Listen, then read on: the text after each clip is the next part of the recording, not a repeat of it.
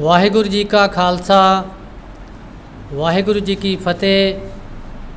परम सत्कारयोग गुरु प्यारी साध संगत जीओ, आप जी नूं पता ही है कि अज सतगुरु कबीर जी महाराज जी का पवित्र जन्म दिहाड़ा है।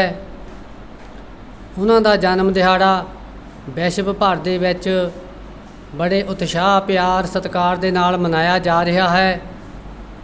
ते असीं भी अज मोहन सिंह यादगार हाल बिलगा दे विच सतगुरु कबीर जी महाराज जी के जन्मदिन ते सारे इलाका निवासियों नूं बहुत बहुत मुबारकां दिंदे हाँ। अते सतगुरु कबीर जी महाराज जी के जीवन संबंधी सानू की उन्होंने उपदेश दिते हैं, अज असी उन्हां दे विचार संगत दे विच आए हुए साडे मेहमानां पासों असी तुहानूं सरवण करवावांगे। सब तो पहला फतेह की सांझ पाइए। वाहिगुरू जी का खालसा वाहिगुरू जी की फतेह। मेरे बहुत सारे ही सत्कारयोग मेरे वीर भरा छोटे बड़े मेरे तो बैठे ने, मैं सारिਆਂ ਦਾ ऋणी हाँ।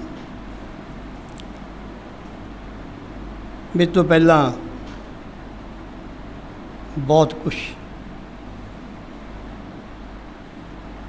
संत भगत सतगुरु कबीर जी महाराज के बारे उन्होंने जीवनी ते उन्होंने संघर्ष ते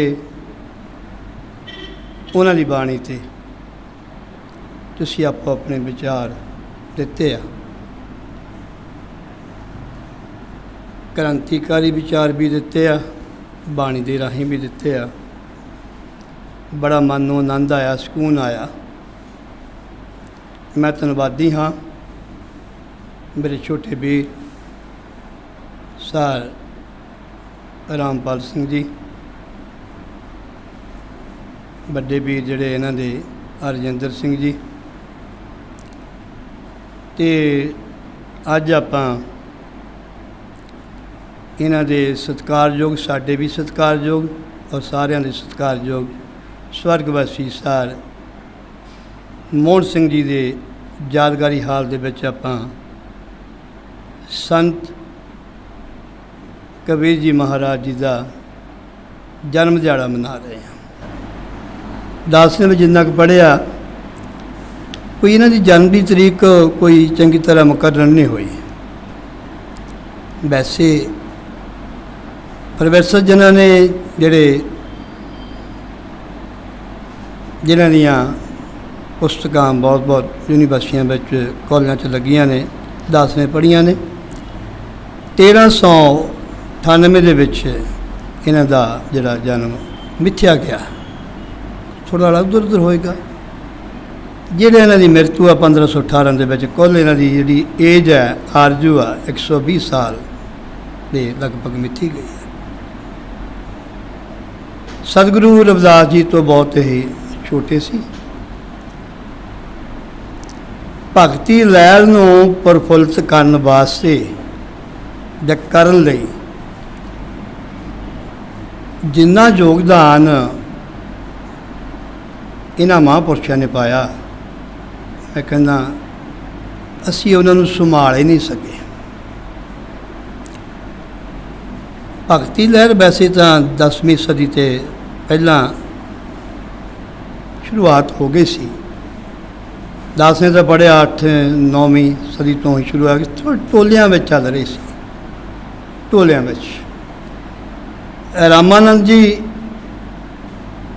उन्होंने जिथे भगती लहर नूं दबाया जा रहा सी, सीमित रखा जा रहा सी, कांशी दे विच उन्होंने आन के भगती लहर का खिलार किया। बहुत बड़ा योगदान जो कह दिए उन्होंने जिहड़े गुरु रामानुज जी, फिर रामानंद जी, उस तो बाद रामानंद जी नूं गुरु धारण करना सतगुरु रविदास जी महाराज ने भी, कबीर जी महाराज ने भी, ये भी एक बहुत बड़ा विषय सी, क्योंकि छोटी जात वाले नूं ਜਿਹੜੇ ब्राह्मण बास ਜਾਂ ਵੱਡੇ ਸੀ ਉਹ ਗੁਰੂ ਧਾਰਨਾ ਸੀ ਹੋਣ ਦਿੰਦੇ। ਇੱਥੇ ਤੱਕ ਕਿ ਉਹਨਾਂ ਨੂੰ ਬਾਣੀ ਦਾ ਜਾਂ ਉਸ ਵੇਲੇ ਦਾ ਭਗਤੀ ਲਹਿਰ ਦਾ ਕੋਈ ਉਹਨਾਂ ਨੂੰ ਲਾਗੇ ਵੀ ਥੜਕਣ ਨਾ ਚਾਹੁੰਦੇ। ਇਹਨਾਂ ਨੇ ਐਸੀ ਤਕਲੀਫ ਸੋਚੀ ਬੇ ਹੋਰ ਕੋਈ ਵੀ ਐਸਾ ਵਿਸ਼ਾ ਨਹੀਂ, ਕਿਸੇ ਤਰ੍ਹਾਂ ਹੀ ਰਾਮਾਨੰਦ ਜੀ ਨੂੰ ਗੁਰੂ ਧਾਰਨ ਕਿਸ ਤਰ੍ਹਾਂ ਕੀਤੇ, ਗੁਰੂ ਤੋਂ ਬਿਨਾਂ ਗਤੀ ਨਹੀਂ। ਗੁਰ ਬਿਨ ਘੋਰ ਅੰਧਾਰ, ਗੁਰੂ ਬਿਨ ਸਮਝ ਨਾ ਆਵੇ, ਗੁਰ ਬਿਨ ਸੁਰਤ ਨਾ ਸਤ, ਗੁਰੂ ਬਿਨ ਮੁਕਤ ਨਾ ਪਾਵੇ। ਜੇ ਸੋ ਚੰਦਾ ਉਗਵੇ ਸੂਰਜ ਚੜ੍ਹੇ ਹਜ਼ਾਰ, ਇਤੇ ਚਾਨਣ ਹੋਂਦਿਆਂ ਗੁਰ ਬਿਨ ਘੋਰ ਅੰਧਾਰ। ਆਪਾਂ ਕੋਈ ਵੀ ਕੰਮ ਹੁਣ ਵਰਤਮਾਨ ਸਮੇਂ 'ਚ ਵੀ ਕੁਝ ਸਿੱਖਣਾ ਹੋਵੇ, ਪਹਿਲਾਂ ਕਿਸੇ ਕੋਲ ਟਾਈਮ ਲਾਉਣਾ ਪੈਂਦਾ। ਐਜੂਕੇਸ਼ਨ ਵੀ ਆਪਾਂ ਪੜ੍ਹਨੀ ਹੋਵੇ, ਪਹਿਲਾਂ ਆਪਣਾ ਪਹਿਲਾ ਹੀ ਗੁਰੂ ਆਪਣੇ ਟੀਚਰ ਹੈ। ਇਹਨਾਂ ਨੇ ਰਾਮਾਨੰਦ ਜੀ ਨੂੰ ਗੁਰੂ ਧਾਰਨ ਦਾ ਤਕਲੀਫ ਸੋਚੀ ਬਈ ਪਹਿਲੇ ਪੈਰ ਰਾਮਾਨੰਦ ਜੀ ਗੰਗਾ 'ਤੇ ਇਸ਼ਨਾਨ ਕਰਨ ਜਾਂਦੇ, ਕਿਉਂ ਨਾ ਜਾ ਕੇ ਗੰਗਾ ਦੀਆਂ ਪੌੜੀਆਂ ਵਿੱਚ ਇਹਨਾਂ ਨੇ ਉਹਨਾਂ ਤੋਂ ਪਹਿਲਾਂ ਜਾ ਕੇ ਪੈ ਜਾਣਾ। ਐਸਾ ਵਾਕਿਆ ਹੋਇਆ ਜਦੋਂ ਕਿਰਪਾ ਹੋਣੀ ਹੈ, ਕਿਉਂਕਿ ਸਤਿਗੁਰੂ ਜੀ ਨੇ ਦਸਾ ਦਿੱਤਾ, ਭਗਤਾਂ ਤੈਸਾ ਸਾਰੀਆ ਜੋੜ ਕਦੇ ਨਾ ਆਇਆ। ਜਦੋਂ ਇਨਸਾਨ ਦੀ ਹੈ ਨਾ ਸਾਰੀ ਤਬਦੀਲੀ ਆਉਂਦੀ ਹੈ, ਆਪਾਂ 10 ਗੁਰੂਆਂ ਦਾ ਇਤਿਹਾਸ ਪੜ੍ਹਦੇ ਹਾਂ, ਉਹਨਾਂ ਵੱਲ ਵੀ ਵੇਖਦੇ ਹਾਂ। ਕੋਈ ਆਪਣੇ ਗੁਰੂ ਨਾਨਕ ਦੇਵ ਬਾਰੇ ਵਿਚਾਰ ਦਿੰਦਾ, ਬ੍ਰਹਮਾ ਜੀ ਨੇ ਵੀ ਆਪਣੇ ਵਿਚਾਰ ਦਿੱਤੇ ਆ, ਮੇਰੇ ਵਿਚਾਰ ਕੁਛ ਹੋਰ ਹੈ, ਤੁਹਾਡੇ ਕੁਛ ਹੋਰ ਹੈ। ਗਾਹਾਂ ਤਾਂ ਪਤਾ ਹੀ ਹੈ ਬਈ ਅੰਗਦ ਦੇਵ ਜੀ ਦੂਸਰੇ ਗੁਰੂ ਹੋਏ ਆ, ਤੀਸਰੇ ਅਮਰਦਾਸ ਜੀ ਹੋਏ, ਉਹ ਤਾਂ ਪਤਾ ਹੀ ਹੈ। ਇਸ ਸਾਲ ਨਾ ਜਾਵਾਂ ਮੈਂ। ਕਬੀਰ ਜੀ ਮਹਾਰਾਜ ਪੌੜੀਆਂ ਉੱਤੇ ਲੰਮੇ ਪੈ ਗਏ। ਰਾਮਾਨੰਦ ਜੀ ਅੰਮ੍ਰਿਤ ਵੇਲੇ ਪਹਿਲੇ ਪੈਰ ਇਸ਼ਨਾਨ ਕਰਨ ਆਏ ਤਾਂ ਉਹਨਾਂ ਦਾ ਠੇਡਾ ਜਿਹੜਾ ਕਬੀਰ ਜੀ ਨੂੰ ਲੱਗਿਆ। ਜਦ ਠੇਡਾ ਲੱਗਿਆ, ਉੱਠ ਭਾਈ ਰਾਮ ਨਾਮ ਕਹਿ।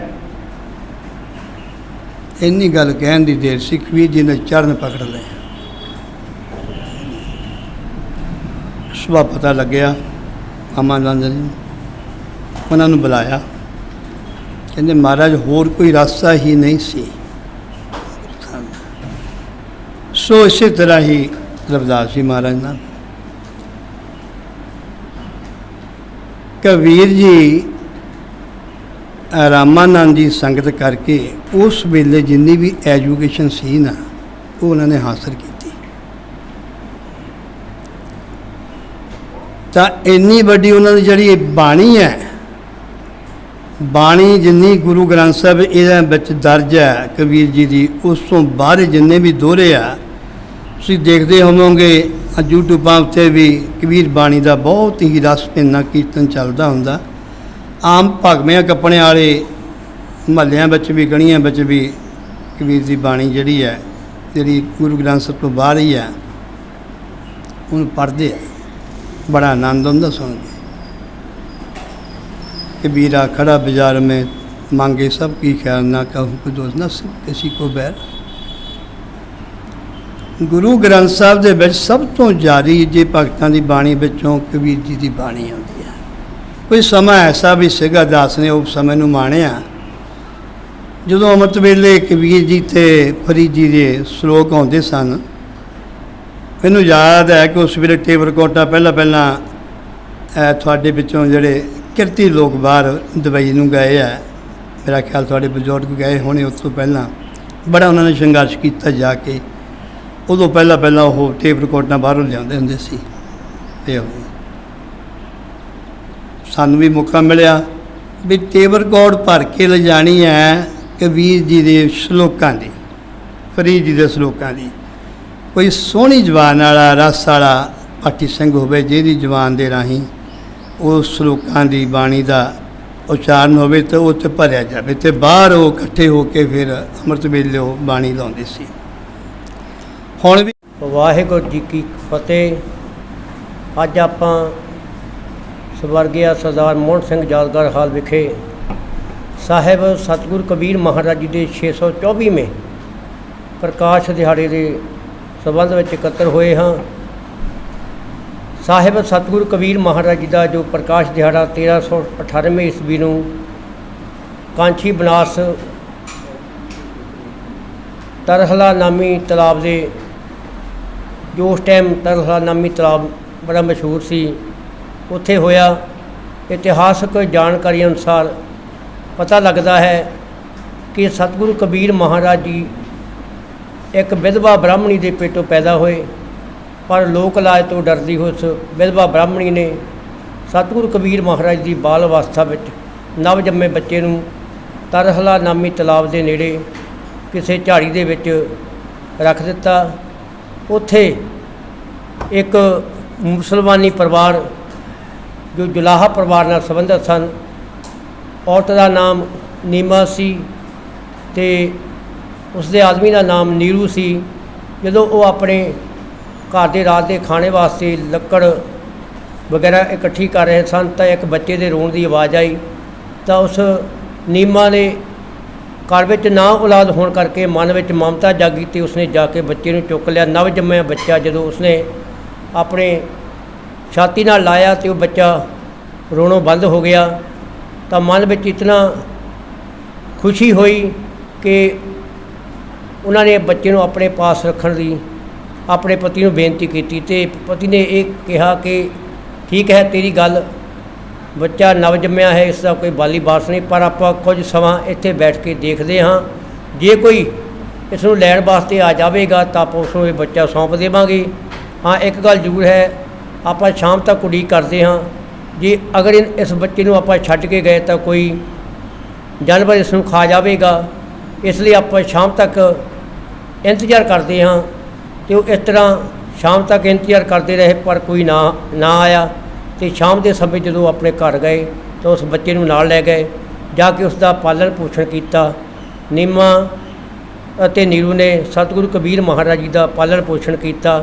ਜਿਵੇਂ ਜਿਵੇਂ ਸਤਿਗੁਰੂ ਕਬੀਰ ਮਹਾਰਾਜ ਦੀ ਉਮਰ ਵਿੱਚ ਵਾਧਾ ਹੁੰਦਾ ਗਿਆ, ਉਹ ਜੁਲਾਹਾ ਪਰਿਵਾਰ ਮੁਸਲਮਾਨੀ ਪਰਿਵਾਰ ਵਿੱਚੋਂ ਸੀ, ਜੋ ਕਿ ਜਿੱਥੇ ਕਿ ਸੁੰਤ ਦਾ ਰਿਵਾਜ ਚੱਲਦਾ ਸੀ।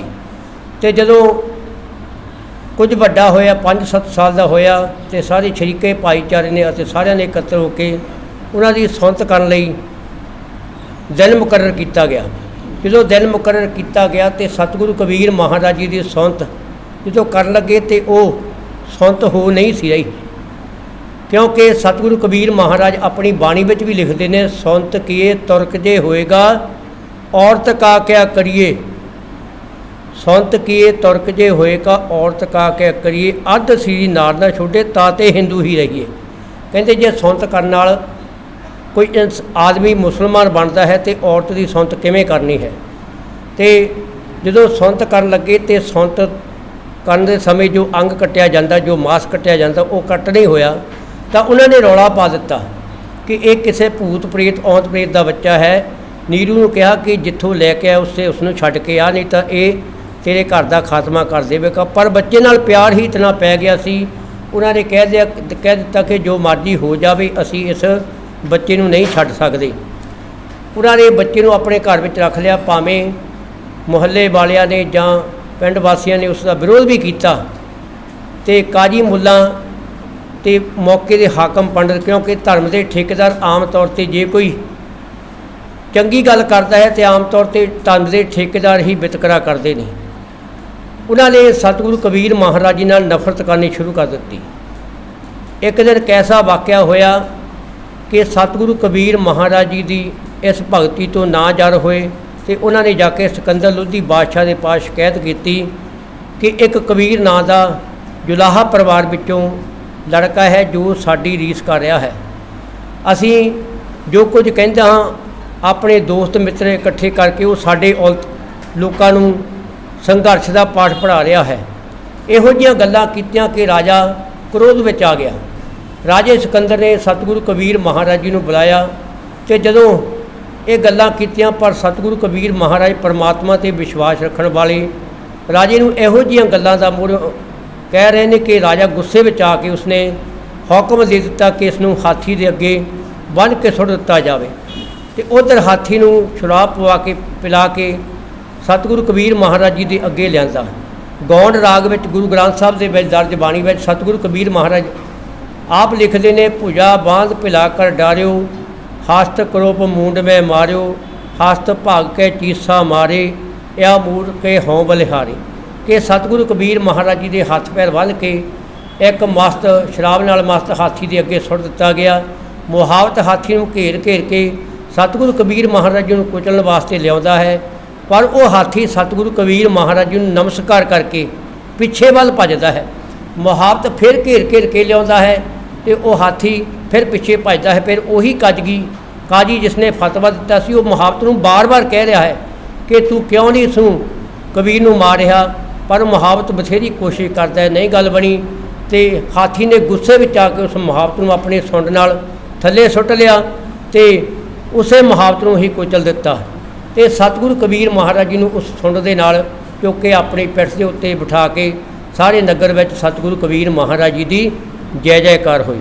सतगुरु कबीर महाराज जी की बाणी तो पता लगता है कि सतगुरु कबीर महाराज किन्ने बड़े महान क्रांतिकारी सन। और समय के जो जातिवाद वाले सन उन्होंने भी सतगुरु कबीर महाराज जी ने पूरा वंगारिया। बाणी विच लिखते ने, जो तो ब्राह्मण ब्रह्मणी जाया तो आन बाट काहे नहीं आया। कि यह ब्राह्मण जे तू ब्रह्मणी के पेटों पैदा होया है, जिमें बाकी सारा संसार पैदा होंदा तू भी उस तरह पैदा होया है, कि तेरे वास्ते परमात्मा ने कोई वखरा रास्ता रखा हुआ है। सतगुरु कबीर महाराज जी नूं आम तौर पर आपां गुरु ग्रंथ साहब के विच बहुत सारे कह देंगे कि वो भगत कबीर जी होए ने। भगत शब्द की है, ये भगती लहर किवें चली। इतिहास MA की हिस्टरी की किताब तो पता लगता है कि भगती लहर की है। भगती लहर सब तो पहला तमिलनाडु दे विच चली। उस भगती लहर का जो मैंबर बनता सी उसके नाँ दे नाल भगत जोड़िया जाता सी। उन्हां दी बोली मुताबक उसनूं बड़ा लड भगत दे नां नाल जाणिया जाता सी। आर्या समाज ने आके वो भगती लहर नूं दबा दिता, पर इस लहर नूं फिर संत रामानंद जी ने कांची बनारस दे विच प्रफुल्लित किया। जिहड़ा इस भगती लहर का मैंबर बनता सी उसके नां दे नाल भगत लग जाता सी। जिवें अज दे अजोके समय वाल झात मार के दिखे कि कोई जे आदमी अमृत छकदा है, भावें उसके नां नाल जो मर्जी लगा होवे, जो अमृत छक लैंदा है तो उसके नां दे नाल सिंह लग जाता है। अगर कोई औरत अमृत छक लवे तो उसके नां दे नाल कौर लग जाता है। इवें भगती लहर में जिहड़ा भगती लहर का मैंबर बनता सी उसके नां दे नाल भगत लग जाता सी। सतगुरु कबीर भगत, सतगुरु रविदास भगत, सतगुरु नामदेव भगत। भावें गुरु ग्रंथ साहब के विच इतिहासकार दसदे ने कि 15 भगतां की बाणी है, जबकि भगती लहर के सिर्फ 8 भगत होए ने, जिन्हां विच सतगुरु रविदास जी, सतगुरु कबीर जी, सतगुरु नामदेव जी, सतगुरु पीपा जी, सतगुरु सैन जी, सतगुरु धन्ना जी, सतगुरु बेणी जी ते सतगुरु भीखन जी। ये 8 भगत होए ने। बाकी शेख फरीद जी नूं भी भगत ही कहा जाता है, जबकि वह भगती लहर दे विच नहीं होए। सतगुरु गुरु नानक देव महाराज जी ने भी इसे भगती लहर नूं अपनाया। बखरे बखरे प्रचारकों का मत है। कोई सतगुरु नानक देव जी के गुरु संत रेन जी कह रहे हैं, कोई कह रहे हैं कि सतगुरु नानक देव महाराज जी के गुरु सतगुरु कबीर जी होए ने। संत रामपाल जी जो कि हरियाणा के विच जिन्हां दा डेरा है, उन्हां वालों ये दर्शाया गया है कि सतगुरु नानक देव महाराज जी के गुरु सतगुरु कबीर जी होए ने, क्योंकि तलंग राग के विच गुरु नानक पातशाह जी ने बाणी विच लिखा है, जग अर्ज गुफ्तम पेश तो दर गोस कुन करतार, हक्का कबीर करीम तू वे ऐब परवतगार, दुनिया मुकामे फानी तहकीक दिल नदानी। भाव सतगुरु कबीर महाराज जी की उपमा की है। तो बहुत सारे प्रचारकों का मत है कि सतगुरु रविदास जी सतगुरु गुरु नानक देव महाराज जी के गुरु होए ने, क्योंकि बाणी विच सतगुरु ने लिखा, जेता समुंद सागर नीर भरिया, तेते औगण हमारे, दया करो किश मेहर उपावो, डुबदे पत्थर तारे, जीड़ा अगन बराबर तपै भीतर वगे काती, प्रणवत नानक हुक्म पछाणे, सौख होवे दिन राती। आपां किसी बहस मुवासे नूं छड्ड के यही है कि गुरु तो बिना गति नहीं हुंदी, क्योंकि बाणी विच भी सतगुरां ने लिखा है ਨਿਗੁਰੇ ਕਾ ਹੈ ਨਾਮ ਬੁਰਾ। ਜਿੰਨੇ ਵੀ ਗੁਰੂ ਸਾਹਿਬਾਨ ਹੋਏ ਨੇ, ਜਿਨ੍ਹਾਂ ਦੀ ਬਾਣੀ ਗੁਰੂ ਗ੍ਰੰਥ ਸਾਹਿਬ ਦੇ ਵਿੱਚ ਦਰਜ ਹੈ, ਸਾਰਿਆਂ ਦੇ ਗੁਰੂ ਹੋਏ ਨੇ। ਅਤੇ ਸਾਨੂੰ ਵੀ ਇਹੋ ਸੇਧ ਦੇ ਕੇ ਗਏ ਨੇ ਕਿ ਭਾਈ ਗੁਰੂ ਬਣਾਓ, ਗੁਰੂ ਪਾਸੋਂ ਨਾਮ ਸ਼ਬਦ ਦੀ ਜੁਗਤੀ ਲਓ, ਨਾਮ ਜਪੋ, ਪਰਮਾਤਮਾ ਦੀ ਭਗਤੀ ਕਰੋ, ਤੁਹਾਡਾ ਵੀ ਪਾਰ ਉਤਾਰਾ ਹੋ ਜਾਵੇਗਾ। ਸੋ ਇਹ ਜੋ ਬਾਣੀ ਹੈ ਸਤਿਗੁਰੂ ਕਬੀਰ ਮਹਾਰਾਜ ਜੀ, ਸਤਿਗੁਰੂ ਰਵਿਦਾਸ ਮਹਾਰਾਜ, ਸਤਿਗੁਰੂ ਨਾਮਦੇਵ ਮਹਾਰਾਜ ਜੀ ਦੀ ਬਾਣੀ ਇਕੱਤਰ ਕਿਵੇਂ ਹੋਈ? ਜਦੋਂ ਗੁਰੂ ਨਾਨਕ ਦੇਵ ਪਾਤਸ਼ਾਹ ਜੀ ਜੋਤੀ ਜੋਤ ਸਮਾ ਗਏ ਅਤੇ ਭਾਈ ਮਰਦਾਨਾ ਜੀ ਇਤਿਹਾਸ ਦੱਸਦਾ ਹੈ ਕਿ 1 ਸਾਲ ਪਹਿਲਾਂ ਗੁਰੂ ਨਾਨਕ ਦੇਵ ਪਾਤਸ਼ਾਹ ਜੀ ਤੋਂ ਜੋਤੀ ਜੋਤ 1 ਸਾਲ ਪਹਿਲਾਂ ਸਮਾ ਗਏ। ਅਤੇ ਗੁਰੂ ਅੰਗਦ ਦੇਵ ਪਾਤਸ਼ਾਹ ਜਦੋਂ ਗੱਦੀ 'ਤੇ ਬੈਠੇ ਅਤੇ ਉਹਨਾਂ ਨੇ ਆਪਣੇ ਸਿੱਖਾਂ ਸੇਵਕਾਂ ਨੂੰ ਪੁੱਛਿਆ ਕਿ ਗੁਰੂ ਨਾਨਕ ਪਾਤਸ਼ਾਹ ਜੀ ਕਿਹੜੇ ਕਿਹੜੇ ਸਥਾਨਾਂ 'ਤੇ ਗਏ?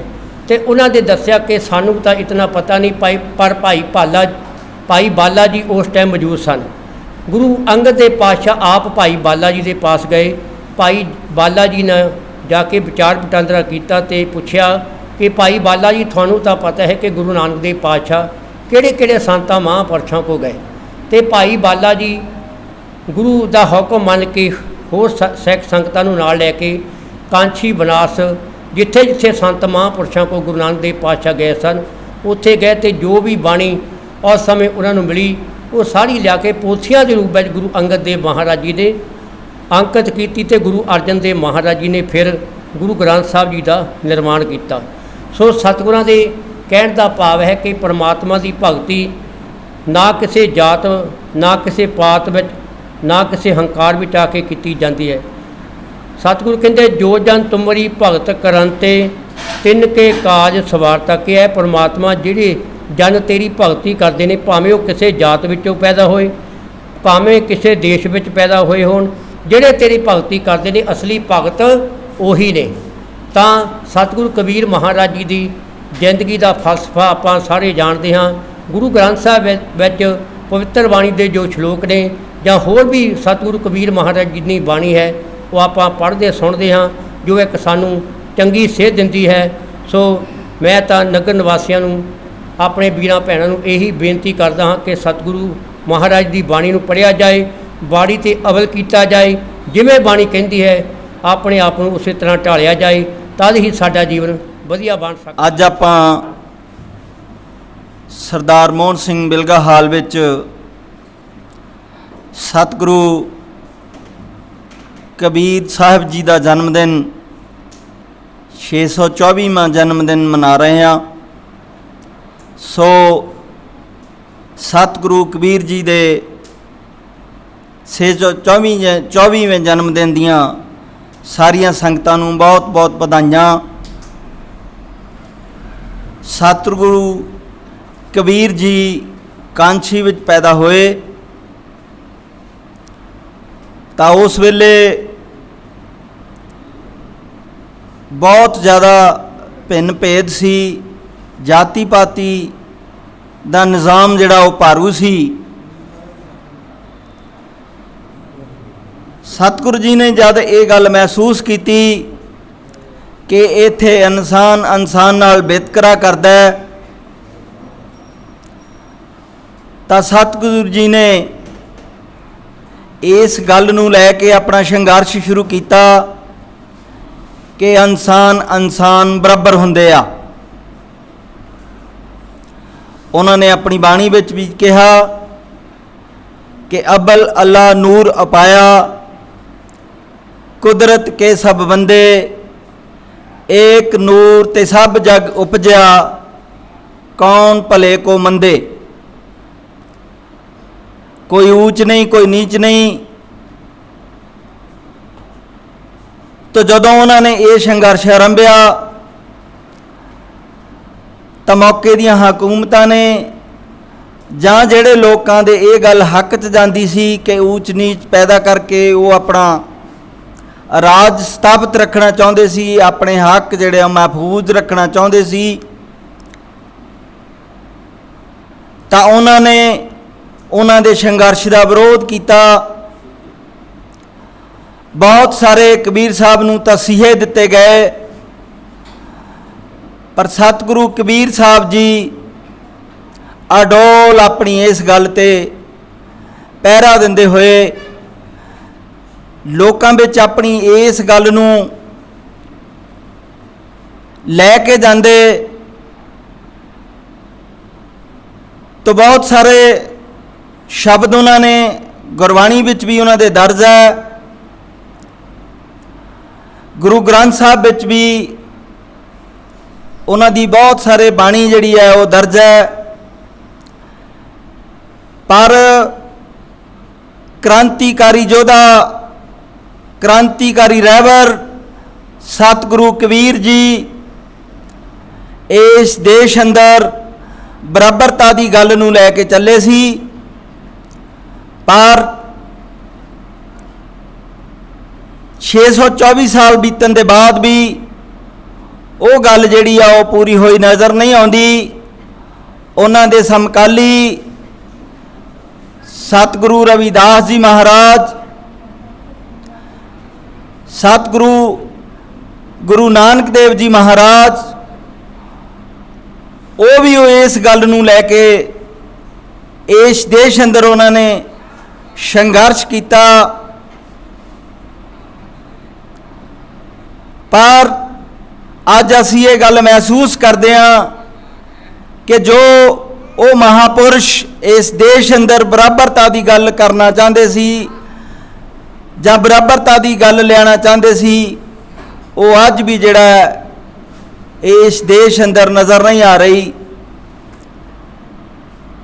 क्योंकि देश नूं भावें भिन्न भिन्न बोलियां, पर सतगुरु कबीर जी ने अपनी जिंदगी विच बहुत लंबा संघर्ष किया,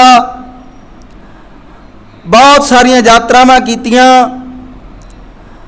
बड़े बड़े तसीहे चले, पर गल जिहड़ी है वो जिथे पहुँचनी चाहिए सी वो नहीं पहुँची। क्योंकि आदमी की जिंदगी विच मुढ़लियां जिहड़ियां सिक्ख्या और सेहत सहूलतां और आज़ादी दे नाल अपना चलना फिरना वो इस देश अंदर बहुत मुश्किल काम सी। जेड़े मेहनतकश लोग सी उन्हां ते ये गल बैन सी कि तुसी पढ़ नहीं सकते, तुसी इन्हां जगह ते नहीं स्थानां ते दाखिल हो सकते, इत्थों तक कि सांझे खूहां तो पानी भी नहीं सी पीण दिता जांदा। तो इहो जिहियां गल्लां नूं लै के सतगुरु कबीर जी ने संघर्ष सारी जिंदगी किया।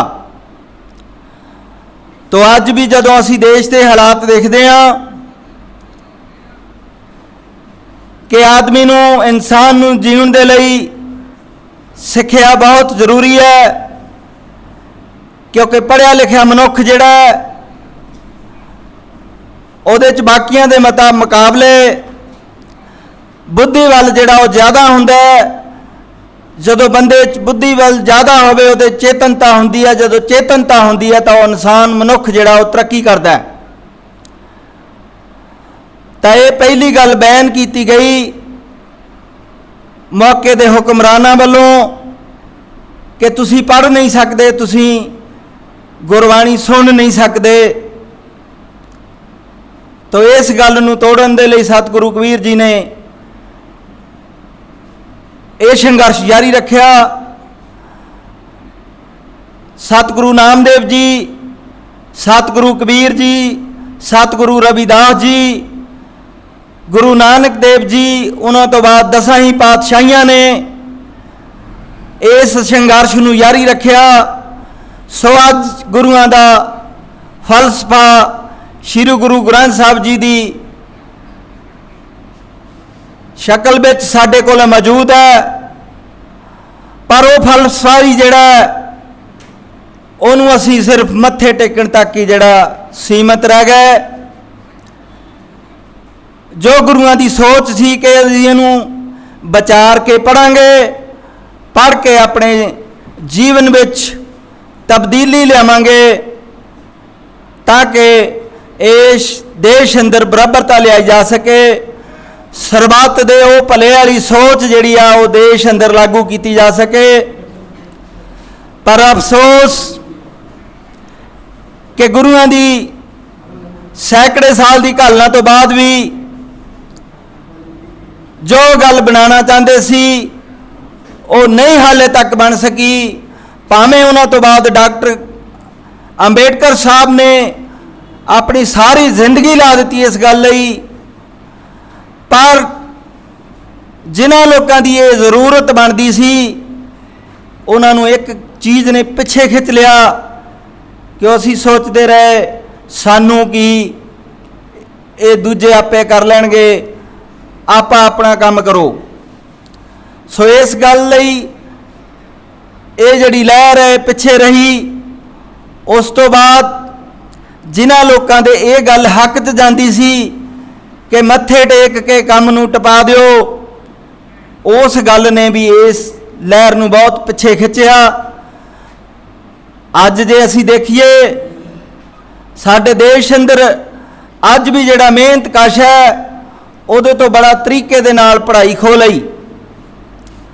ਭਾਵੇਂ ਸਰਕਾਰੀ ਸਕੂਲ ਹੈ ਪਰ ਉੱਥੇ ਨਾਂ ਦੀ ਪੜ੍ਹਾਈ ਹੈ।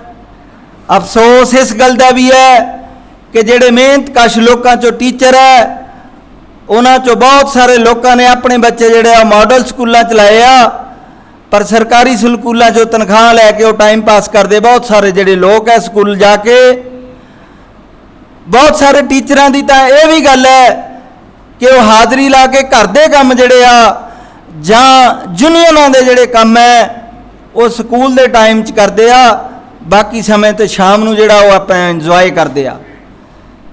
ਸੋ ਇਸ ਕਰਕੇ ਮੈਂ ਬੇਨਤੀ ਕਰਾਂਗਾ ਜਿਹੜੇ ਮਿਹਨਤ ਕਾ ਸਮਾਜ 'ਚੋਂ ਜਾਂ ਦੂਜੇ ਟੀਚਰ ਹੈ ਕਿ ਉਹ ਰਹਿਮ ਕਰਨ ਬੱਚਿਆਂ ਤੇ, ਜਿਹੜੇ ਸਰਕਾਰੀ ਸਕੂਲਾਂ 'ਚ ਗਰੀਬ ਸਮਾਜ ਦੇ ਮਿਹਨਤ ਕਸ਼ ਲੋਕਾਂ ਦੇ ਬੱਚੇ ਪੜ੍ਹਦੇ ਆ,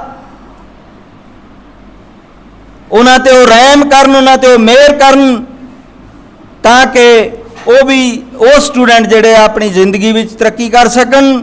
ਕਿਉਂਕਿ ਸਰਕਾਰਾਂ ਦਾ ਜਿਹੜਾ ਕੰਮ ਹੁੰਦਾ ਹੈ ਜ਼ਿੰਦਗੀ 'ਚ ਮੁੱਢਲੀਆਂ ਜਿਹੜੀਆਂ ਇਨਸਾਨ ਦੀਆਂ ਸਿੱਖਿਆ ਔਰ ਸਿਹਤ ਔਰ ਰੁਜ਼ਗਾਰ, ਇਹ ਤਿੰਨੇ ਚੀਜ਼ਾਂ ਜਿਹੜੀਆਂ ਸਾਡੇ ਅੱਜ ਸਾਡੇ ਦੇਸ਼ ਅੰਦਰ ਨਾਂ ਦੇ ਬਰਾਬਰ ਹੈ। ਸੋ ਇਸ ਕਰਕੇ ਜਿੱਥੇ ਮੈਂ ਬੇਨਤੀ ਕਰਾਂਗਾ ਕਿ ਅਸੀਂ ਗੁਰੂ ਗ੍ਰੰਥ ਸਾਹਿਬ ਜੀ ਦੇ ਭਗਤੀ ਲਹਿਰ ਦੀ ਗੱਲ ਕਰਦੇ ਹਾਂ, ਉੱਥੇ ਉਹਨਾਂ ਦਾ ਇੱਕ ਹੋਰ ਪੱਖ ਵੀ ਹੈ ਜਿਹੜਾ ਇਨਕਲਾਬੀ ਪੱਖ ਹੈ। ਮੈਂ ਪ੍ਰਚਾਰਕ ਵੀਰਾਂ ਨੂੰ ਇਹ ਬੇਨਤੀ ਕਰਾਂਗਾ ਕਿ ਉਹਨਾਂ ਦਾ ਜਿਹੜਾ ਗੁਰੂਆਂ ਦਾ ਇਨਕਲਾਬੀ ਪੱਖ ਹੈ ਉਹਨੂੰ ਵੀ ਲੋਕਾਂ ਦੇ ਸਾਹਮਣੇ ਜ਼ਰੂਰ ਰੱਖਿਆ ਜਾਵੇ, ਤਾਂ ਕਿ ਇਨਸਾਨਾਂ ਅੰਦਰ, ਲੋਕਾਂ ਅੰਦਰ ਇਹ ਚੇਤਨਤਾ ਆ ਸਕੇ, ਤਾਂ ਕਿ ਜਿਹੜਾ ਸਮਾਜ ਹੈ ਉਹ ਤਰੱਕੀ ਕਰ ਸਕੇ। ਸਰਕਾਰਾਂ ਨੇ ਆਪਣੀ ਜ਼ਿੰਮੇਵਾਰੀ ਜਿਹੜੀ ਆ ਉਹ ਨਹੀਂ ਨਿਭਾਈ, ਪਰ ਦੇਖਿਆ ਹੈ ਕਿ ਬਹੁਤ ਸਾਰੀਆਂ ਸੰਸਥਾਵਾਂ ਜਿਹੜੀਆਂ ਉਹ ਆਪਣੀ ਜ਼ਿੰਮੇਵਾਰੀ ਨਿਭਾ ਰਹੀਆਂ। ਜਿਵੇਂ ਕਿ ਮਿਸਾਲ ਦੇ ਤੌਰ ਤੇ ਬਹੁਤ ਸਾਰੀਆਂ ਸਭਾਵਾਂ ਬਿਲਗੇ ਅੰਦਰ ਵੀ ਬਣੀਆਂ, ਉਹ ਵੱਖ-ਵੱਖ ਤਰ੍ਹਾਂ ਨਾਲ ਮਨੁੱਖਤਾ ਦੀ ਸੇਵਾ ਕਰ ਰਹੀਆਂ। ਸੋ ਵਾਤਾਵਰਨ ਬੜਾ ਗੰਦਲਾ ਹੋ ਗਿਆ। ਜਿਹੜਾ ਗੁਰੂਆਂ ਨੇ ਸੰਦੇਸ਼ ਦਿੱਤਾ ਸੀ ਵਾਤਾਵਰਨ ਨੂੰ ਸ਼ੁੱਧ ਰੱਖਣ ਲਈ, ਪਵਨ ਗੁਰੂ ਪਾਣੀ ਪਿਤਾ ਮਾਤਾ ਧਰਤ ਮਹੱਤ, ਉਹ ਅਸੀਂ ਕਹਿਣ ਤੱਕ ਸੀਮਤ ਰਹਿ ਗਏ ਹਾਂ। ਤੋ ਇੱਧਰ ਵੀ ਸਾਨੂੰ ਬੇਨਤੀ ਕਰਾਂਗਾ, ਬਹੁਤ ਜ਼ਰੂਰੀ ਧਿਆਨ ਦੇਣਾ ਹੋਏਗਾ। ਸੋ ਮੈਂ ਬੇਨਤੀ ਕਰਾਂਗਾ ਕਿ ਜਿੱਥੇ ਅਸੀਂ ਆਪਣੇ ਘਰ ਦੇ ਕੰਮ ਕਰਦੇ ਹਾਂ, ਆਪਣੇ ਪਰਿਵਾਰ ਦੀ ਪਰਵਰਿਸ਼ ਕਰਦੇ ਹਾਂ, ਉੱਥੇ ਅਸੀਂ ਸਮਾਜ ਦੀ ਸੇਵਾ ਲਈ ਵੀ ਆਪਣਾ ਕੁਝ ਨਾ ਕੁਝ ਯੋਗਦਾਨ ਪਾਈਏ। ਸੋ ਸਤਿਗੁਰੂ ਕਬੀਰ ਮਹਾਰਾਜ ਜੀ ਦੇ 624 ਦੇ ਜਨਮ ਦਿਨ ਤੇ ਸਾਰਿਆਂ ਨੂੰ ਆਪਣੇ ਵੱਲੋਂ ਮੈਂ ਬਹੁਤ ਬਹੁਤ ਵਧਾਈ ਦਿੰਦਾ ਹੋਇਆ ਤੁਹਾਡੇ ਸਾਰਿਆਂ ਤੋਂ ਰਜ਼ਾ ਲੈਣਾ। ਵਾਹਿਗੁਰੂ ਜੀ ਕਾ ਖਾਲਸਾ, ਵਾਹਿਗੁਰੂ ਜੀ ਕੀ ਫਤਿਹ। ਜੈ ਭੀਮ, ਜੈ ਉਸ ਵੇਲੇ ਭਗਤੀ ਲਹਿਰ ਬਹੁਤ ਜ਼ੋਰਾਂ ਤੇ ਸੀ, ਲੇਕਿਨ ਜਦੋਂ ਭਗਤੀ ਲਹਿਰ ਵਿੱਚੋਂ ਆਪਾਂ ਜਗਤ ਗੁਰੂ ਸਤਿਗੁਰੂ ਕਬੀਰ ਜੀ ਮਹਾਰਾਜ ਨੂੰ ਜਾਂ ਸ੍ਰੀ ਗੁਰੂ ਰਵਿਦਾਸ ਜੀ ਮਹਾਰਾਜ ਨੂੰ ਮਨਫੀ ਕਰ ਦਈਏ ਤਾਂ ਭਗਤੀ ਲਹਿਰ ਹੈ ਕਿੱਥੇ ਹੈ। ਭਗਤੀ ਲਹਿਰ ਇਹਨਾਂ ਨੇ ਚਲਾਈ ਸੀ ਔਰ ਇਹੀ ਮੋਢੀ ਸੀ ਕਬੀਰ ਜੀ ਮਹਾਰਾਜ, ਸਤਿਗੁਰੂ ਰਵਿਦਾਸ ਜੀ ਮਹਾਰਾਜ। ਤੋ ਜੋ ਇਹਨਾਂ ਨੇ ਸਾਨੂੰ ਉਪਦੇਸ਼ ਦਿੱਤਾ, ਜੋ ਸੰਘਰਸ਼ ਦਾ ਰਾਹ ਦਿੱਤਾ, ਜਿਹੜਾ ਭਗਤੀ ਮਾਰਗ ਦੇ ਵਿੱਚ ਕਬੀਰ ਜੀ ਮਹਾਰਾਜ ਕਹਿੰਦੇ ਨੇ, ਗੁਰ ਸੇ ਲਗਨ ਕਠਨ ਹੈ ਭਾਈ, ਲਗਨ ਲਗੇ ਬਿਨ ਕਾਜ ਨ ਸਰ ਹੈ, ਜੀਵ ਪਰਲੇ ਹੋਏ ਜਾਏ। ਗੁਰੂ ਗ੍ਰੰਥ ਸਾਹਿਬ ਦੇ ਵਿੱਚ ਆਂਦਾ ਹੈ। ਔਰ ਕਬੀਰ ਜੀ ਮਹਾਰਾਜ ਦਾ ਇੱਕ ਉਹ ਗ੍ਰੰਥ ਕਬੀਰ ਜੀ ਮਹਾਰਾਜ ਦੇ ਬਹੁਤ ਸਾਰੇ ਨੇ, ਲੇਕਿਨ ਜੇ ਆਪਾਂ ਸਭ ਤੋਂ ਮਹੱਤਵਪੂਰਨ ਬਾਣੀ ਕਹਿ ਲਈਏ, ਜਿਸ ਤਰ੍ਹਾਂ ਧੰਨ ਸ਼੍ਰੀ ਗੁਰੂ ਗ੍ਰੰਥ ਸਾਹਿਬ ਦੇ ਵਿੱਚ ਮਹਾਰਾਜ ਦੀ ਬਾਣੀ ਦਰਜ ਹੈ, ਉਸੇ ਤਰੀਕੇ ਦੇ ਨਾਲ ਇਸ ਤੋਂ ਵੀ ਸ਼ਾਇਦ ਵੱਡਾ ਆਕਾਰ ਹੋਏਗਾ ਉਹ ਅਨੁਰਾਗ ਸਾਗਰ। ਉਹ ਅਨੁਰਾਗ ਸਾਗਰ ਜੇ ਗ੍ਰੰਥ ਆਪਾਂ ਨਹੀਂ ਪੜ੍ਹਿਆ ਤੇ ਸਮਝੋ ਵੀ ਗੁਰੂ ਗ੍ਰੰਥ ਸਾਹਿਬ ਦੀ ਜੇ ਬਾਣੀ ਪੜ੍ਹੀਏ ਤਾਂ ਆਪਾਂ ਬਹੁਤ ਥੋੜ੍ਹੀ ਬਾਣੀ ਪੜ੍ਹੀ ਹੈ, ਆਪਾਂ ਬਾਣੀ ਨੂੰ ਜਾਣਦੇ ਹੀ ਨਹੀਂ ਹੈ। ਕਬੀਰ ਜੀ ਮਹਾਰਾਜ ਦੀ ਜਿਹੜੀ ਬਾਣੀ ਹੈ, ਉਹ ਅਨੁਰਾਗ ਸਾਗਰ ਦੀ ਜੇ ਬਾਣੀ ਪੜ੍ਹ ਲਈਏ ਤੇ ਸਾਨੂੰ ਲੱਗੇ ਕਿ ਗੁਰੂ ਗ੍ਰੰਥ ਸਾਹਿਬ ਦੇ ਵਿੱਚ ਕਬੀਰ ਜੀ ਮਹਾਰਾਜ ਦੀ ਬਾਣੀ ਤੇ ਬਹੁਤ ਥੋੜ੍ਹੀ ਹੈ, ਲੇਕਿਨ ਇਹਨਾਂ ਦੀ ਬਾਣੀ ਦਾ ਜਿਹੜਾ ਦਾਇਰਾ ਹੈ ਬੜਾ ਵਿਸ਼ਾਲ ਹੈ। ਸੋ ਇਸ ਕਰਕੇ ਆਪਾਂ ਸਿਰਫ ਚੰਦ ਲਾਈਨਾਂ, ਚੰਦ ਤੁਕਾਂ ਜਾਂ ਬਾਣੀ ਦੀਆਂ ਉਹ ਛੋਟੇ ਅੰਗਾਂ ਨੂੰ ਛੋਹਨੇ ਆ ਜਿਹੜੇ ਕਿ ਸਾਨੂੰ ਯਾਦ ਹੋ ਜਾਂਦੇ ਨੇ। ਸਾਡੀ ਸਮਝ, ਸਾਡੀ ਸੂਝ-ਬੂਝ ਇੰਨੀ ਉੱਚੀ ਸੁੱਚੀ ਨਹੀਂ ਹੈ ਕਿ ਜਿੰਨਾ ਵਿਸ਼ਾਲ ਦਾਇਰਾ ਸਤਿਗੁਰੂ ਰਵਿਦਾਸ ਜੀ ਮਹਾਰਾਜ ਦਾ ਸੀਗਾ, ਜਿੰਨਾ ਵਿਸ਼ਾਲ ਦਾਇਰਾ ਧੰਨ ਸ਼੍ਰੀ ਗੁਰੂ ਰਵਿਦਾਸ ਜੀ ਮਹਾਰਾਜ ਦਾ, ਧੰਨ ਸ਼੍ਰੀ ਗੁਰੂ ਕਬੀਰ ਜੀ ਮਹਾਰਾਜ ਦਾ ਸੀਗਾ। ਸੋ ਜੋ ਇਹਨਾਂ ਨੇ ਆਪਣੀ ਬਾਣੀ ਦੇ ਵਿੱਚ ਜ਼ਿਕਰ ਕੀਤਾ ਹੈ, ਮੇਰੇ ਤੋਂ ਪਹਿਲਾਂ ਪਦਵੰਤ ਸੱਜਣਾਂ ਨੇ ਦੱਸਿਆ ਕਿ ਸੰਤ ਰਾਮਾਨੰਦ ਜੀ ਦੇ ਉਹ ਸੇਵਕ ਸੀਗੇ। ਸੇਵਕ ਬਣਨ ਦੀ ਕਿਉਂ ਲੋੜ ਪਈ? ਕਿਉਂਕਿ ਗੁਰਪ੍ਰਣਾਲੀ ਜਿਹੜੀ ਚੱਲਦੀ ਹੈ, ਪਹਿਲਾਂ ਜੇ ਕਿਸੇ ਦੇ ਸਿੱਖ ਬਣਦੇ ਆ ਤਾਂ ਉਹ ਅੱਗਿਓਂ ਗੁਰਪ੍ਰਣਾਲੀ ਤਾਈਓ ਆਪਾਂ ਗਾਹਾਂ ਆਪਣੇ ਕੋਈ ਸੇਵਕ ਰੱਖ ਸਕਦੇ ਹਾਂ। ਤੇ ਕਬੀਰ ਜੀ ਮਹਾਰਾਜ, ਲੇਕਿਨ ਅੱਜ ਵੀ ਜਦੋਂ ਬਾਣੀ ਹੈ ਸਭ ਤੋਂ ਸੁਪਰੀਮ, ਜੇ ਆਪਾਂ ਗੱਲ ਕਰੀਏ ਸਭ ਤੋਂ ਦੁਨੀਆ ਦੇ ਵਿੱਚ ਜੇ PhD ਦੀ ਗੱਲ ਕਰੀਏ, ਸਭ ਤੋਂ ਵੱਧ PhD ਮਹਾਤਮਾ ਬੁੱਧ 'ਤੇ ਹੋਈ ਹੈ। ਉਸ ਤੋਂ ਬਾਅਦ ਧੰਨ ਸ਼੍ਰੀ ਗੁਰੂ ਕਬੀਰ ਜੀ ਮਹਾਰਾਜ ਦੀ ਬਾਣੀ 'ਤੇ PhD ਹੋਈ ਹੈ। ਇਹ ਔਨ ਰਿਕਾਰਡ ਹੈ, ਮੈਂ ਕੋਈ ਉਹ ਗੱਲ ਨਹੀਂ ਕਰ ਰਿਹਾ ਵੀ ਆਪਣੇ ਫਲਸਫਾ ਮੇਰਾ ਆਪਣਾ ਕੋਈ ਨਹੀਂ ਹੈ, ਲੇਕਿਨ ਇਹ ਜੋ ਔਨ ਰਿਕਾਰਡ ਹੈ। ਤੇ ਮਹਾਰਾਜ ਨੇ ਕਿਹਾ ਆ ਕਿ ਪੱਥਰ ਪੂਜੇ ਹਰ ਮਿਲੇ ਤੋ ਮੈਂ ਪੂਜੂੰ ਪਹਾੜ। ਜੇ ਪੱਥਰ ਦੀ ਪੂਜਾ ਕਰਕੇ ਹੀ ਸਾਨੂੰ ਪਰਮਾਤਮਾ ਮਿਲਦਾ ਹੈ ਤੇ ਮੈਂ ਪਹਾੜ ਪੂਜਾਂਗਾ, ਕਿਉਂਕਿ ਮੈਨੂੰ ਬਹੁਤ ਸਾਰਾ ਉਹਦੇ ਨਾਲ ਪਿਆਰ ਹੈ, ਉਹਦੀ ਲੋਕਾਈ ਦੇ ਨਾਲ ਪਿਆਰ ਹੈ, ਉਹਦੇ ਲੋਕਾਂ ਦੇ ਨਾਲ ਪਿਆਰ ਆ, ਮੈਨੂੰ ਪੱਤੇ ਪੱਤੇ ਜਰੇ ਜਰੇ ਨਾਲ ਪਿਆਰ ਹੈ, ਜਿਹੜਾ ਕਿ ਉਸ ਪਰਮਾਤਮਾ ਦੀ ਸਿਰਜਣਾ ਹੈ। ਤੇ ਘਰ ਕੀ ਚੱਕੀ ਕੋਈ ਨਾ ਪੂਜੇ, ਜੋ ਪੀਸ ਕਾਏ ਸੰਸਾਰ। ਕਹਿੰਦੇ ਪੱਥਰ ਦੀ ਤਾਂ ਉਹ ਵੀ ਬਣੀ ਹੈ ਤੇ ਇਸ ਪੱਥਰ ਦੇ ਤਾਂ ਉਸ ਪੱਥਰ ਵਿੱਚ ਕੋਈ ਫਰਕ ਨਹੀਂ ਹੈ, ਫਰਕ ਸਾਡੀ ਦ੍ਰਿਸ਼ਟੀ ਦੇ ਵਿੱਚ ਹੈ, ਸਾਡੇ ਅਕੀਦੇ ਦੇ ਵਿੱਚ ਫਰਕ ਹੈ, ਸਾਡੀ ਭਾਵਨਾ ਦੇ ਵਿੱਚ ਫਰਕ ਹੈ। ਅਦਰਵਾਈਜ਼ ਭਾਵਨਾ ਸਾਡੀ ਇੱਕ ਹੋ ਗਈ ਤੇ ਸਮਝੋ ਅਸੀਂ ਆਪਣੇ ਅਕੀਦੇ ਤੇ ਖਰੇ ਉਤਰ ਜਾਵਾਂਗੇ। ਦੇਖਿਆ ਗਿਆ ਕਿ ਸਤਿਗੁਰ ਕਬੀਰ ਮਹਾਰਾਜ ਦੀ ਬਾਣੀ, ਉਹਨਾਂ ਦੀ ਸੰਘਰਸ਼ੀਲ ਜ਼ਿੰਦਗੀ ਤੋਂ ਬਹੁਤ ਸਾਰੇ ਲੋਕ ਜਾਣੂ ਆ, ਚਾਹੇ ਉਹ ਪੰਜਾਬ ਹੋਵੇ, ਗੁਰੂ ਗ੍ਰੰਥ ਸਾਹਿਬ ਦੇ ਮਾਧਿਅਮ ਰਾਹੀਂ ਉਹਨਾਂ ਦੀ ਬਾਣੀ ਆ, ਹੋਰ ਵੀ ਸਾਰੀਆਂ ਭਾਸ਼ਾਵਾਂ ਦੇ ਵਿੱਚ ਬਾਣੀ ਤਾਂ ਬਹੁਤ ਆ, ਪਰ ਜਦੋਂ ਜਨਮ ਦਿਨ ਮਨਾਉਣ ਦੀ ਉਹਨਾਂ ਨੂੰ ਯਾਦ ਕਰਦੀ ਆਉਂਦੀ ਆ, ਫਿਰ ਸਾਡੇ ਭਾਰਤ ਦੇਸ਼ ਦੇ ਅੰਦਰ ਹਰ ਇਨਸਾਨ ਨੂੰ ਜਾਤ ਪਾਤ ਦੇ ਨਾਂ 'ਤੇ ਦੇਖਿਆ ਜਾਂਦਾ ਕਿ ਕਿਹੜੀ ਜਾਤ ਦਾ, ਉਹਨੂੰ ਫਿਰ ਮਨਾਉਣ ਲਈ ਉਹਨਾਂ ਦੀ ਜਾਤ ਦੇ, ਉਹਨਾਂ ਦੇ ਧਰਮ ਦੇ ਬੰਦੇ ਜਿਹੜੇ ਉਹੀ ਮਨਾਉਣ, ਕਿਉਂਕਿ ਬਹੁਤ ਘੱਟ ਮਨਾਇਆ ਜਾਂਦਾ ਉਹਨਾਂ ਦਾ ਜਨਮ ਦਿਨ। ਪਰ ਇਹ ਜਿਹੜਾ ਅੱਜ ਦਾ ਉਪਰਾਲਾ ਅੱਜ ਦੀ ਟੀਮ ਵੱਲੋਂ, ਮੈਂ ਸਾਰੀ ਟੀਮ ਨੂੰ, ਸਾਰੀ ਸੰਗਤ ਨੂੰ ਵਧਾਈ ਦਿੰਦਾ ਕਿ ਜਿੱਥੇ ਸਾਨੂੰ ਮਹਾਂਪੁਰਸ਼ ਕ੍ਰਾਂਤੀਕਾਰੀ ਸੰਦੇਸ਼, ਧਾਰਮਿਕ ਸੰਦੇਸ਼, ਮਾਨਵਤਾ ਦਾ ਵੀ ਮਨੁੱਖ ਨੂੰ ਮਨੁੱਖ ਦੇ ਨਾਲ ਫਰਕ ਨਾ ਕੀਤਾ ਜਾਵੇ, ਉਹਨਾਂ ਨੇ ਲੜਾਈ ਲੜੀ ਆ। ਉਸ ਵੇਲੇ ਸਾਨੂੰ ਆਮ ਦੇਖਣ ਵਿੱਚ ਸੁਣਨ ਵਿੱਚ ਆਉਂਦਾ ਇਤਿਹਾਸ ਵਿੱਚ ਵੀ ਭਗਤੀ ਲਹਿਰ ਦਾ ਜ਼ੋਰ ਸੀ, ਪਰ ਉਹਨਾਂ ਨੇ ਜਿਹੜੀ ਭਗਤੀ, ਜਿਹੜੀ ਉਹਨੀ ਜਾਤ ਪਾਤ ਦੇ ਵਿਤਕਰੇ ਦੇ ਅੰਦਰ ਜਦੋਂ ਇਨਸਾਨ ਨੂੰ ਇਨਸਾਨ ਨਹੀਂ ਸਮਝਿਆ ਜਾਂਦਾ ਸੀ, ਕੰਨਾਂ ਦੇ ਵਿੱਚ ਰੱਬ ਦਾ ਨਾਂ ਲੈ ਕੇ ਸਿੱਕਾ ਪਾ ਦਿੱਤਾ ਜਾਂਦਾ ਸੀ, ਜੀਭ ਕੱਟ ਦਿੱਤੀ ਜਾਂਦੀ ਸੀ, ਉਦੋਂ ਉਹਨਾਂ ਨੇ ਆਪਣੀ ਜਿਹੜੀ ਆਵਾਜ਼ ਬੁਲੰਦ ਕੀਤੀ। ਉਹਨਾਂ ਨੇ ਪੂਰੇ ਦੇਸ਼ ਅੰਦਰ, ਪੂਰੇ ਵਰਲਡ ਦੇ ਵਿੱਚ ਆਪਣੀ ਜਿਹੜੀ ਸਿੱਕਾ ਮਨਾਇਆ। ਉਹ ਸਤਿਗੁਰ ਕਬੀਰ ਮਹਾਰਾਜ ਜੀ ਦਾ ਜਿਹੜਾ ਸੰਦੇਸ਼ ਆ, ਅਬਲ ਅੱਲਾ ਨੂਰ ਪਾਏ ਕੁਦਰਤ ਕੇ ਸਭ ਬੰਦੇ, ਏਕ ਨੂਰ ਤੇ ਸਭ ਜਗ ਉਪਜਿਆ ਕੌਣ ਭਲੇ ਕੌਣ ਮੰਦੇ। ਉਹ ਜਿਹੜਾ ਸੰਦੇਸ਼ ਆ 600 650 ਸਦੀਆਂ ਬੀਤ ਜਾਣ ਬਾਅਦ ਵੀ ਉੱਥੇ ਦਾ ਉੱਥੇ ਖੜਾ। ਅਸੀਂ ਥੋੜ੍ਹੇ ਸਮੇਂ ਲਈ ਯਾਦ ਕਰਦੇ ਉਹਨਾਂ ਮਹਾਂਪੁਰਸ਼ਾਂ ਨੂੰ, ਚਾਹੇ ਸਤਿਗੁਰੂ ਨਾਨਕ ਦੇਵ ਜੀ ਮਹਾਰਾਜ ਤੋਂ ਲੈ ਕੇ ਗੁਰੂ ਗੋਬਿੰਦ ਸਿੰਘ ਦੀ ਵਿਚਾਰਧਾਰਾ ਹੋਵੇ, ਲੈਣ ਹੋਵੇ, ਚਾਹੇ ਭਗਤੀ ਲਹਿਰ ਦੇ ਬਾਬਾ ਨਾਮਦੇਵ, ਕਬੀਰ ਮਹਾਰਾਜ, ਸਦਨਾ ਸੈਨ, ਫਰੀਦ ਜੀ ਹੋਣ। ਉਹਨਾਂ ਨੇ ਨਾ ਕਿਸੇ ਜਾਤ ਲਈ, ਨਾ ਕਿਸੇ ਧਰਮ ਲਈ, ਉਹਨੇ ਪੂਰੀ ਮਨੁੱਖਤਾ ਦੇ ਲਈ ਲੜਾਈ ਲੜੀ ਆ।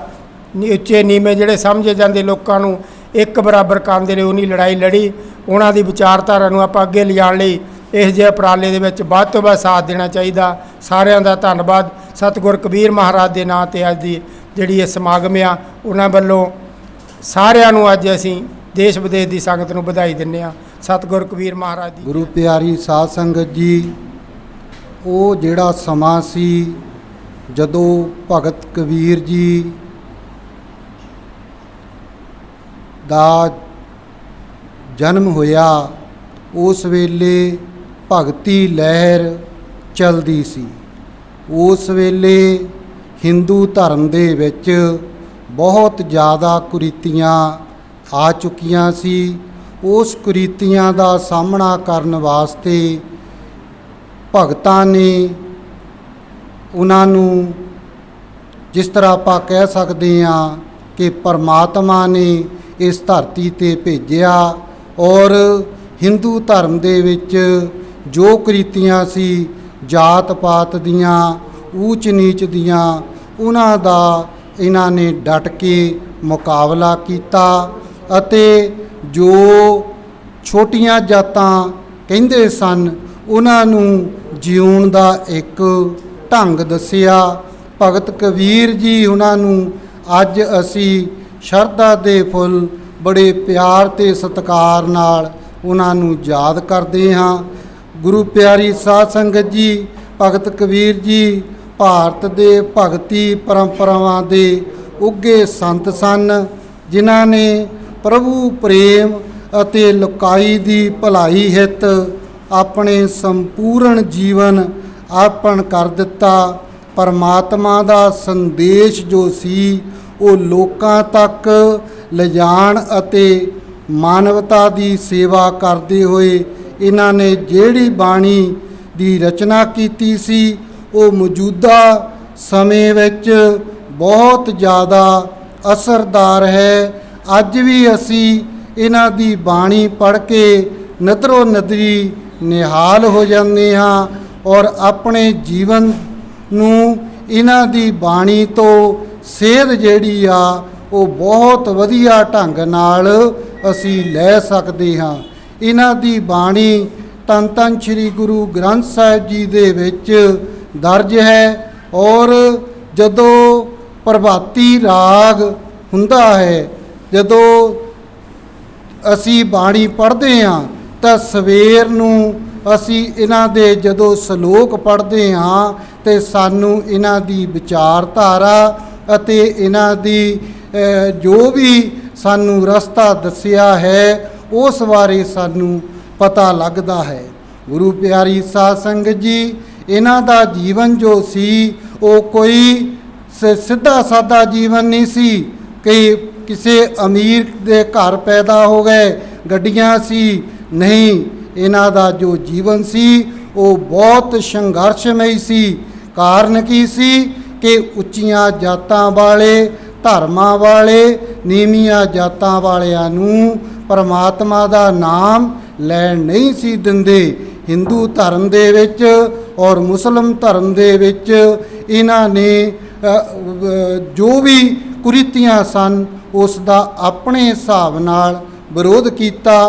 ਗੁਰੂ ਪਿਆਰੀ ਸਾਧ ਸੰਗਤ ਜੀ, ਇਹਨਾਂ ਦੇ ਜੀਵਨ ਤੋਂ ਅਸੀਂ ਸੇਧ ਲੈਂਦੇ ਹੋਏ ਅਸੀਂ ਸੰਗਤਾਂ ਦੇ ਚਰਨਾਂ ਵਿੱਚ ਇਹੀ ਬੇਨਤੀ ਕਰਦੇ ਹਾਂ ਕਿ ਇਹਨਾਂ ਦੇ ਜੀਵਨ ਬਾਰੇ ਜਾਣਕਾਰੀ ਲਵੋ ਅਤੇ ਆਪਣੇ ਜੀਵਨ ਨੂੰ ਸਫਲਾ ਕਰੋ। ਸਵੇਰ ਨੂੰ ਬਾਣੀ ਪੜ੍ਹੋ ਤੇ ਆਪਣੇ ਭੈਣਾਂ ਭਰਾਵਾਂ ਨੂੰ ਬਾਣੀ ਪੜ੍ਹਨ ਦਾ ਉਤਸ਼ਾਹ ਔਰ ਇਕੱਠੇ ਹੋ ਕੇ ਉਸ ਬਾਣੀ 'ਤੇ ਵਿਚਾਰ ਕਰਨ ਦੀ ਕਿਰਪਾਲਤਾ ਕਰੋ। ਇਹਨਾਂ ਦੇ ਸੰਬੰਧ ਵਿੱਚ ਅਸੀਂ ਬਹੁਤ ਜ਼ਿਆਦਾ ਆਪਣੇ ਵਿਚਾਰ ਜਿਹੜੇ ਆ ਉਹ ਰੱਖ ਤੇਰੀ ਝੌਂਪੜੀ ਗਲ ਕੱਟਣ ਕੇ ਪਾਸ, ਜੋ ਕਰਨਗੇ ਸੋ ਭਰਨਗੇ, ਤੂੰ ਕਿਉਂ ਗਿਆ ਅਦਾਸ। ਉਸ ਤੋਂ ਬਾਅਦ ਉਹ ਕਹਿੰਦੇ ਹਾਰ ਜਲੇ ਕਬੀਰਾ ਹਾੜ ਜਲੇ ਜਿਵੇਂ ਲੱਕੜੀ, ਕੇਸ ਜਲੇ ਜਿਉਂ ਘਾਸ,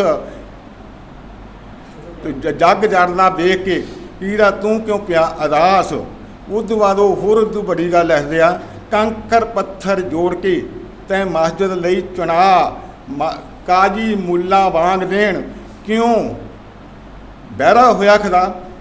ਇਹ ਚੀਜ਼ਾਂ ਨੂੰ ਜੇ ਆਪਾਂ ਕਰੀਏ, ਯਾਦ ਕਰੀਏ, ਆਪਣੇ ਵਿੱਚ ਵਿਸਰੀਏ, ਤੇ ਆਪਾਂ ਕਦੀ ਵੀ ਦੁਖੀ ਨਹੀਂ ਹੋ ਸਕਦੇ, ਕਿਉਂਕਿ ਬਾਣੀ ਦੇ ਜਿਹੜੀ ਆਪਾਂ ਨੂੰ ਰਸਤਾ ਦਿੰਦੀ ਹੈ, ਪਰੰਤੂ ਆਪਾਂ ਅਖਤਿਆਰ ਨਹੀਂ ਕਰਦੇ। ਆਪਾਂ ਚੌਧਰਾਂ ਫੋਕਿਆਂ 'ਚ ਪਏ ਹਾਂ, ਜੀਵਨ ਆ, ਜੀਣ ਦੀ ਜਾਚ ਸਿੱਖਦੇ ਹਾਂ, ਇਹਨਾਂ 'ਤੇ ਆਪਾਂ ਪਹਿਰਾ ਦਈਏ ਤੇ ਆਪਾਂ ਆਪ ਵੀ ਆਪਣੇ ਸਮਾਜ ਨੂੰ ਤੇ ਪਰਿਵਾਰ ਨੂੰ ਸੁਧਾਰਦਾ। ਇੰਨਾ ਕਹਿੰਦਾ ਹੋਇਆ ਕਿ ਮਹਾਰਾਜ ਜਾਜਗਾ। ਵਾਹਿਗੁਰੂ ਜੀ ਕਾ ਖਾਲਸਾ, ਵਾਹਿਗੁਰੂ ਜੀ। ਤੁਸੀਂ ਦੇਖ ਰਹੇ ਸੀ ਬਿਲਗਾ ਨਿਊਜ਼ ਆਨਲਾਈਨ ਚੈਨਲ। ਸਾਡੇ ਇਸ ਚੈਨਲ ਨੂੰ ਵੱਧ ਤੋਂ ਵੱਧ ਸਬਸਕ੍ਰਾਈਬ ਕਰੋ ਤਾਂ ਕਿ ਸਾਡੀਆਂ ਵੀਡੀਓਜ਼ ਦਾ ਨੋਟੀਫਿਕੇਸ਼ਨ ਤੁਹਾਡੇ ਤੱਕ ਲਗਾਤਾਰ ਪਹੁੰਚਦਾ ਰਹੇ। ਧੰਨਵਾਦ।